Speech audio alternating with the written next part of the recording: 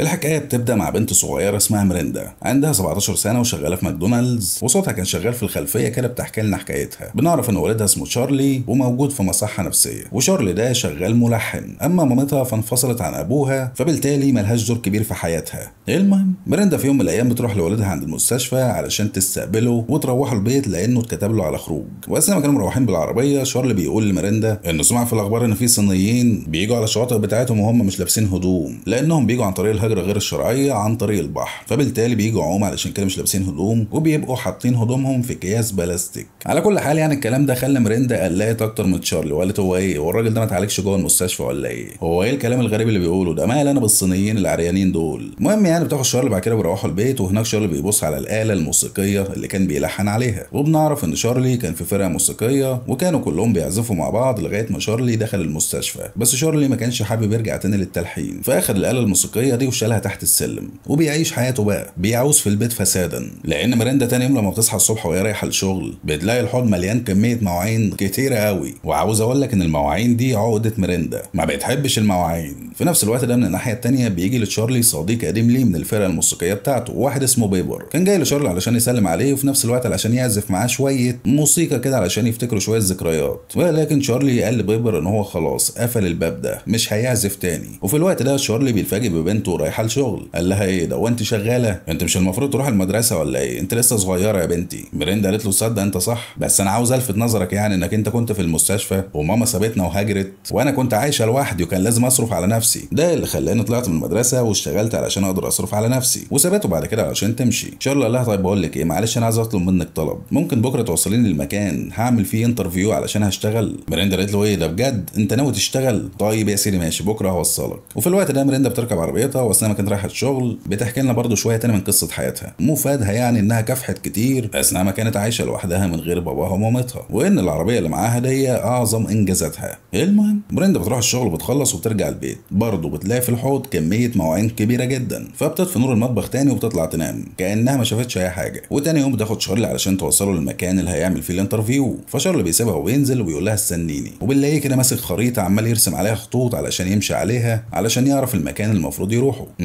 طيب الحاجات غريبه شويه، هو انت رايح تعمل انترفيو ولا رايح تعمل ايه بالظبط؟ على كل حال ميريندا بتفضل مستنيه كتير كتير جدا ان تشارلي يظهر، مفيش، ده اللي بيخليها تضطر انها تنزل تروح المكان اللي المفروض شارلي رايح يعمل فيه الانترفيو. والمفاجاه ان لما ميريندا سالت هناك على شارلي صاحبه المكان قالت لها ان هي مش بتعمل انترفيوهات اساسا، ده غير ان ميريندا ما لقيتش شارلي هناك، فخرجت تاني علشان تدور عليه لقيته في وشها، فسالته انت رحت فين؟ قال لها ابدا كنت بلف بس حوالين المكان كده، وشارلي كان ماسك في ايديه جهاز جي بي اس. على كل حال ميريندا بتاخده في العربيه علشان ترجعه البيت، وكانت متضايقه منه جدا علشان هو كدب عليها وان مفيش اساسا انترفيو، وانه كمان قلق راحتها وخلاها توصله المكان ده على الفاضي. ولكن شارلي ولا كان في اي حد بيبكته، كان مركز مع جهاز الجي بي اس بتاعه لانه كان عاوز يوصل لنقطه معينه. ولما شارلي وصل للنقطه دي قال لميريندا انها تقف في العربيه فورا، ولكن ميريندا ما كانش عاوزه تقف، فشارلي قال لها ان هو تعبان وعاوز يعمل بيبي علشان الادويه بتاعته مبهدلاه، ده اللي خلى ميريندا غصب عنها تقف. فشارلي بينزل من العربيه وبيختفي، ده اللي بيخلي ميريندا تنزل تتمشى وراه، وبتتفاجئ ان شارلي واقف في مكان كده وسط الزرع على الطريق وعمال بيحفر فيه. فميريندا قالت ايه الراجل المجنون ده اللي عمال بيحفر؟ هو فاكر نفسه قطه بيحفر حفره علشان يعمل فيها بيبي؟ ولكن ميريندا ما اتكلمتش مع شارلي خالص وسابته يعمل اللي يعمله لغايه ما خلص ورجعوا البيت. وفي نفس اليوم ده في نص الليل ميريندا بتصحى من النوم على صوت حد بيلعب في العربيه بتاعتها، فعلى طول بتنزل علشان تشوف مين الحرامي اللي عاوز يسرق عربيتها الثمينه، ولكن بيطرح ان الشخص ده شارلي. اتاري كان واخد العربيه علشان عايز يوصل لمكان الجي بي اس اللي معاه ده بيقول له عليه. ميريندا حاولت تمنعه طبعا، ولكن شارلي كان مصمم، ده اللي خلى ميريندا علشان خايفه عليه تروح معاه. فشارلي اخدها وراحوا للمكان اللي موجود عنده على الجي بي اس، وهناك راح مطلع جهاز كشف معادن مش عارف ده جايبه من فين، ظهر فجاه كده. وفضل شارلي هناك يدور في الارض على اي حاجه معدن لغايه ما بيلاقي عمله قديمه جدا ترجع للقرن ال16. شارلي اول ما شاف العمله دي ما كانش مصدق وفضل يبكي من كتر الفرحه، وميريندا واقفه جنبه مش فاهمه اي حاجه. فشارلي قال لها انت تعرفي ايه ده؟ ده دوبلون. ميريندا قالت له معلش يعني ايه دوبلون ده؟ قال لها دي عمله قديمه من القرن ال16، كانت تابعه لتجار اسبان كانوا جم هنا امريكا علشان يعني يعملوا بيزنس وكده. ولكن لما جم هنا امريكا وقتها الناس اللي كانوا موجودين هنا كانوا ناس بدائيين. وايه بقى الحكايه هنعرف قدام. على كل حال شارلي بياخدها وبيرجعوا البيت وهناك بيحكي لها ايه الحكايه بالظبط. اختصرت الكلام بيطرح ان شارلي وهو موجود في المصحه النفسيه وقع تحت ايديه شويه كتب بيتكلموا على كنز اسباني مفقود.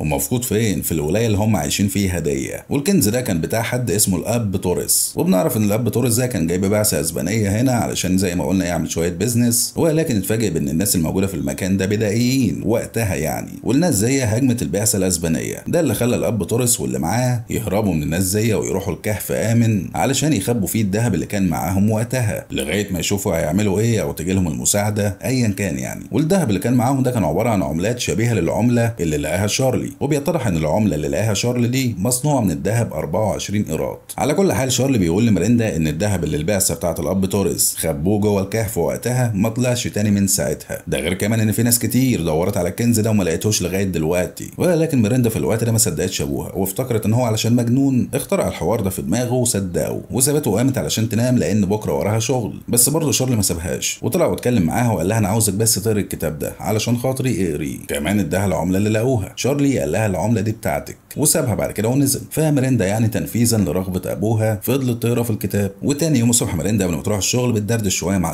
شارلي بيقول لها ان هو قرا كل الكتب دي في المصحه النفسيه وفلها حته حته وقدر بطريقه ما يفهم الاكواد اللي توريس كان بيكتب بيها المذكرات بتاعته لغايه ما كبر في السن ومات. وتوريس كان بيكتب حاجات معينه في المذكرات بتاعته بشكل متكرر نفس الجمل ونفس الكلام ورا بعضيهم. فالشكل العام يبان كده ان توريس ده مجنون. ولكن شارلي قرا اللي بين السطور وعرف ان توريس كان بيكتب بالطريقه دي زي شفره كده علشان مش اي حد يفهم الكلام بتاعه ويقدر يوصل للكنز بسهوله. وده اللي خلى الناس اللي دورت على الكنز قبل كده ما عرفوش يوصلوا له. وشارلي اخد ميريندا معاه ذهنيا في كل حاجه هو فهمها علشان تبقى فاهماها ومعاه على الطريق. وفعلا ميريندا مشيت مع شارلي على كلامه وبداوا بقى يقيسوا المسافات ويتخيلوا المكان ده قبل 400 سنه كان شكله عامل ازاي. لان الاب توريس كان كاتب في المذكرات بتاعته كل حاجه كان بيشوفها في الاراضي دي وكان بيوصفها كويس جدا. فشارلي كان بيحاول يجمع اي ادله يعرف من خلالها ان هو فعلا ماشي على الطريق الصحيح. كمان ميريندا كانت بتذاكر المذكرات بتاعه توريس بطريقه تفصيليه اكتر واخدت بالها ان توريس ذكر صخره كبيره كانوا رسموا عليها 3 صلبان هو والناس اللي معاه. فميريندا قالت لشارلي على الصخره دي وشارلي قدر يحدد مكانها من خلال الوصف بتاع توريس. وفعلا في المكان اللي وصلوا له ده هناك لقوا شويه صخور منهم صخره كده لفتت نظر شارلي. فعلى طول هو وميريندا جريوا على الصخره دي وفضلوا يبصوا فيها يمين وشمال على الصلبان المرسومه. وفين بعد تدوير كتير لقوا الصلبان دي مرسومه في الصخره دي من تحت. وبيطرح يعني ان عوامل الجو مع تغيير الزمن غالبا كده حركت الصخره دي وخلت الصلبان بدل ما هي كانت فوق بقت تحت. طبعا هما الاتنين كانوا فرحانين جدا ومش مصدقين اللي شايفينه بعينيهم. ولكن في الوقت ده فجاه كده طبت عليهم شرطيه قالت لهم انتوا بتعملوا هنا ايه؟ هو انتوا مشتركين في النادي ده ولا لا؟ على فكره يعني انتوا موجودين في ملعب الجولف بتاع النادي. طبعا ميريندا كانت مرعوبه مش عارفه تقول ايه. ولكن شارلي كان واخدها ببساطه كبيره جدا وراح اتكلم مع الشرطيه دي وثبتها كده بالكلام وقال لها ان عينيها حلوه جدا بس هو مش قادر يحدد لون عينيها ايه. فالشرطيه قالت له ان لون عينيها بندقي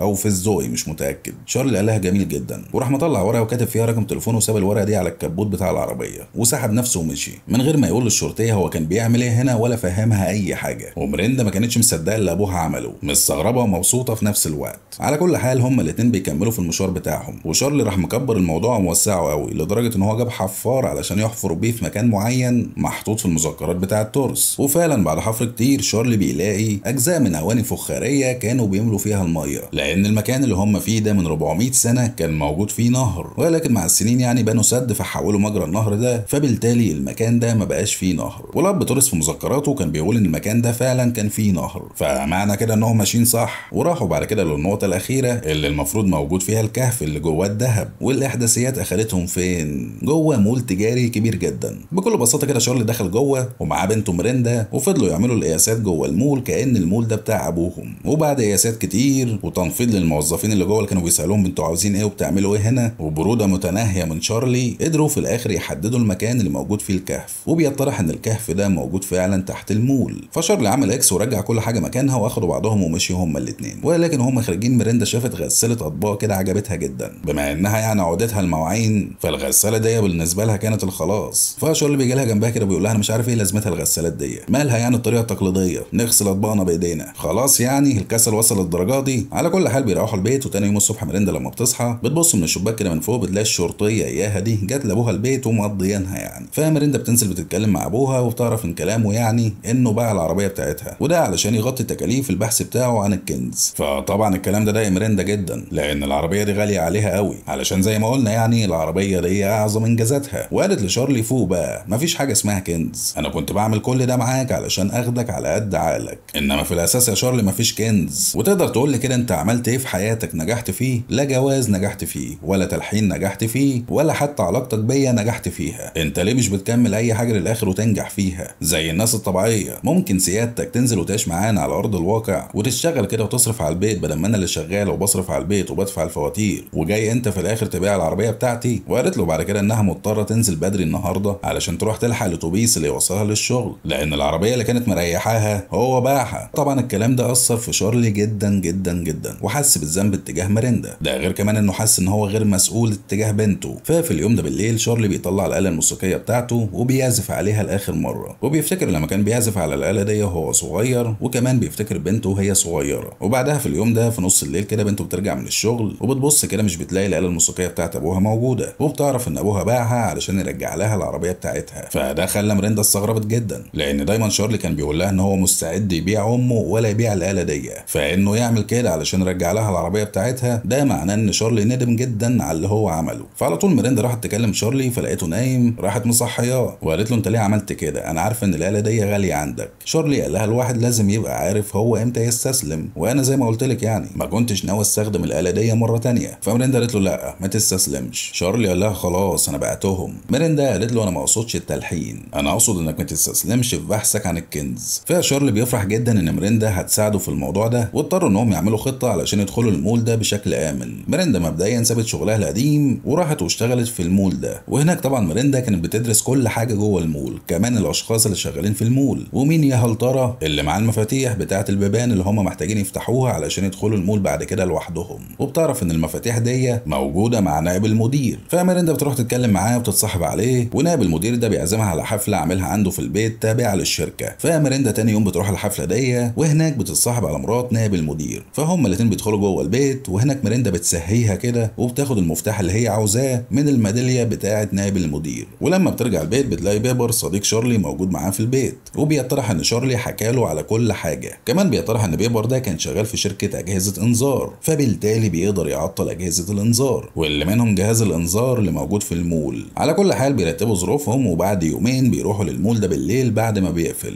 طبعا بيفتحوا الباب بتاعه بالمفتاح اياه اللي ميريندا سرقته، وبيطرح ان المفتاح ده بيفتح كل الابواب اللي موجوده جوه المول. المهم يعني لما بيفتحوا باب المول على طول جهاز الانذار بيشتغل. فبسرعه بيبر بيدخل على جهاز الانذار وبيحول الانذار بتاع المول للمطافي، وبعد كده بيمشي جوه المول، بيروح كده عند مكان فيها عبوات بتاعه غاز. فبيبر بيخرم 3 عبوات منهم، وبعدها بيبر بيخرج من المول. اما شارلي وميريندا فبيستخبوا جوه المول، لان في الوقت ده المطافي والشرطه بيوصلوا للمول، وعلى طول رجال المطافي بيدخلوا جوه المول. في الاول بيوقفوا الانذار، بعد كده بيبصوا جوه المول كده بيشوفوا اذا كان في اي حرايق جواه، لكن مش بيلاقوا اي حاجه غير عبوات الغاز اللي بيبر خرمها. ده اللي خلاهم افتكروا ان الانذار اشتغل علشان التسريب بتاع الغاز ده، فبالتالي قالوا ان مفيش اي حاجه جوه المول وخرجوا وقفلوا المول. وعلى طول شارلي وميريندا بيبداوا في الشغل بتاعهم، بس في الاول بيكلموا بيبر وبيسالوه اذا كان في اي حاجه بره. بيبر بيقول لهم لا الدنيا تمام عيشوا حياتكم. فشارلي بيجيب الجهاز اللي بيخرموا بيه في الارض وبيخرم في الارضيه بتاعه المول، طبعا في المكان اللي هم محددينه. واثناء ما كان هو شغال وبيخرم وبيبر قاعد بره على الموتوسيكل بتاعه، في عربيه شرطه بتعدي. فلما بيشوفوا بيبر قاعد على الموتوسيكل في المكان الفاضي ده لوحده طبعا بيستغربوا، فبيروحوا له علشان يساعدوه لانهم كانوا فاكرين ان هو محتاج مساعده وعطلان يعني. بيبر بيقول لهم ان الموتوسيكل شطب بنزين باين ولا ايه. فالظباط فضلوا يبصوا على الموتوسيكل كده علشان يتاكدوا ان هو مش شطب بنزين يعني ما فيهوش حاجه تاني. ولكن في الوقت ده شارلي جوه كان عامل فرح، فبيبر كان خايف لحسن الصوت يلفت نظر الظباط، فعلى طول راح راكب الموتوسيكل وهربان منهم. ده اللي خلى الظباط يسيبوا المكان ويجروا وراه. اما شارلي جوه فكان عايش حياته. وميريندا في الوقت ده كانت واقفه برضه قدام غساله الاطباق عماله تتامل فيها. فشارلي جالها ونده عليها وقال لها بقول لك ايه تعالي بص كده، واخدها عند الحفره ونزل هو جوه الحفره ومسك حديده وفضل يخبط في الارضيه اللي تحت.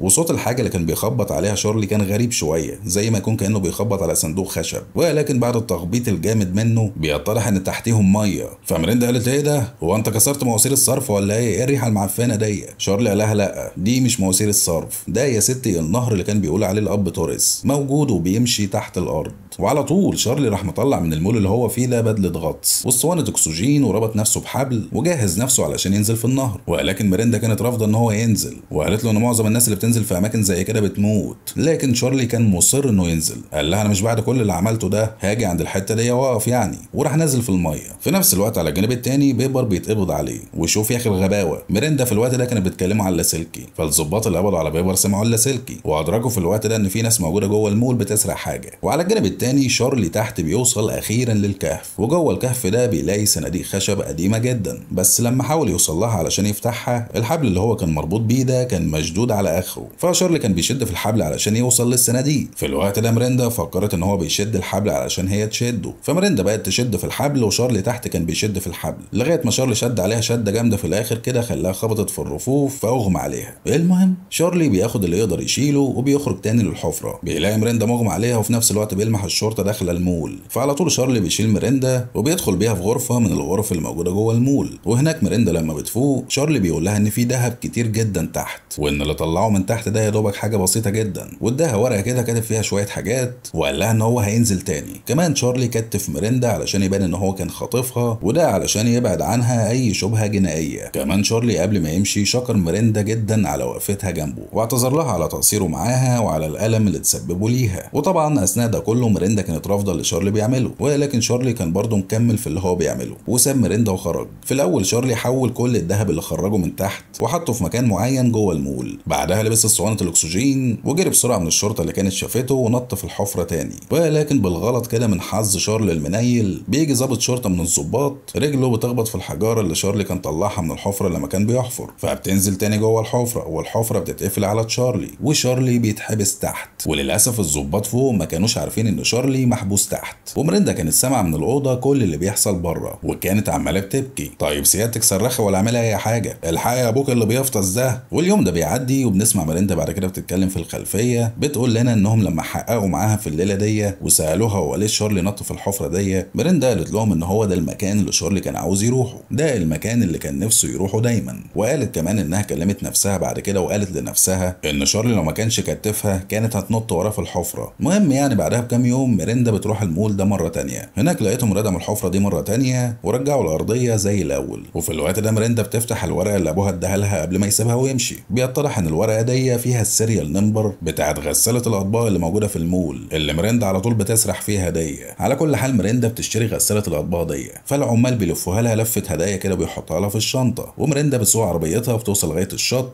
وهناك كده في مكان فاضي ما فيهوش اي حد غيرها ميريندا بتفتح غساله الاطباق دي، بتبص جواها كده بتلاقيها مليانه ذهب. فميريندا في الوقت ده بتدمع، اولا لان ابوها ما كانش مجنون وانها هي كانت ظلماه يعني، وثانيا مش محتاجه يعني علشان بقت غنيه. وراحت قفلت غساله الاطباق تاني وبصت كده على الشط، لقت شويه صينيين طالعين من الميه، وبيطرح ان دول برضه جايين هجره غير شرعيه وحاطين هدومهم في اكياس بلاستيك زي ما شارلي قال لها بالظبط لما كان لسه طالع من المصحه. بيطرح برضه تاني ان الراجل كان بيقول حاجه بتحصل فعلا، فميريندا دمعت تاني. لا احنا كده مش هنخلص. على كل حال يعني على بال ما ميريندا تمسك نفسها شويه انت دوس على اللايك كده واعمل كومنت وشير علشان الفيديو يوصل للناس اكتر. ولو انت اول مره تسمعني ومش مشترك في القناه فما يصحش كده يعني، اشترك في القناه كده وفعل الجرس علشان يجيلك اشعار بكل فيديو جديد انا بنزله. مستنيكم ان شاء الله الفيديو اللي جاي.